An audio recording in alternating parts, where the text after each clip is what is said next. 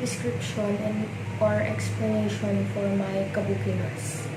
So this is my kabuki mask. This kabuki mask uses the colors red, black, and white, and each colors shows the character's personality.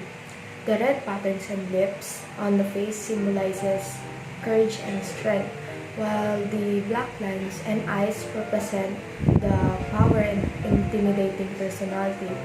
And lastly, the white color stands for honesty, justice, and purity. The sharp patterns and serious facial expression show that the character is very determined to protect others from danger. Sir, PS lang, yung paint or yung kabuki mask kasi po is sa Dagupan and hindi pa po kasi ako nakakapunta ng Dagupan. So, nandun po yung kabuki mask sa Team Dagups. And super baharan po kasi yun, kaya hindi pa po ako pupunta dun. Thank you.